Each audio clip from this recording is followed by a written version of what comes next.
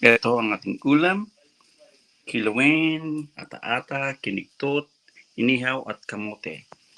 So ang ating kilawin, Gigi.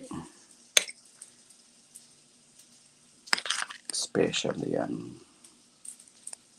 Yung kalamansi buo. Fresh from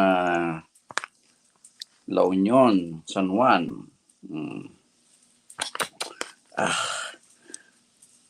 Kalamansi na apo, dabasili na. Silang di Ilocano nga puro. Champion eh. Sabi ni Brokam. Tawin nga galunggong. Kalamansi na nga buo. Basta di dami apong nakurapay. Nakurapay nga Ilocano. Sikam sili na. Basta. Dati yung mga kilawan nga galunggong.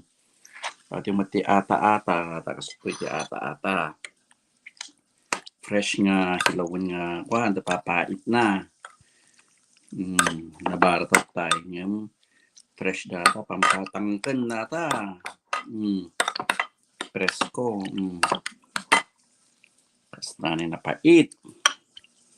Nung nga napait, ay ang tumangkan. Dapat mapait. Ito nga ata-ata. Ata-ata ti Ilocano Presko. Pampapigsa. Papait natin niya. Papait. Samay kanti. Layana. Kamti sibuyas na. Kasi yan, tumangkin at tulang mo. Siyempre, importante sili. Kamati dekorasyon na kasta. Kastyay. Sa ikabil mo ito ang mga sili. Pumigsa ka. At yung sili nga rata basta. Kastyay at tistay na. Sama para bawang mantipres nga. Ata-ata. Ay. Sinalkit. Gimasin ni presko. At hindi ko na nakakinigtot. At hindi ko na nakakinigtot ni half cook nga kunada.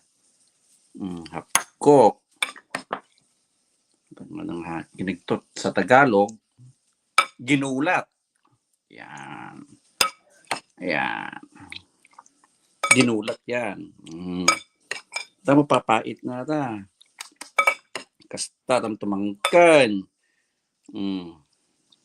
Dalayana. Da papait na rin tono ta. Ken natakamote. Kasta di kanang mga Ilocano. Mangugota mo di kamote tan. Nalpas. At di ata-ata nga kunada ni ata-ata. Pampatangkan ko naman. Tumangkan ta bilit. Sige, mga tayo.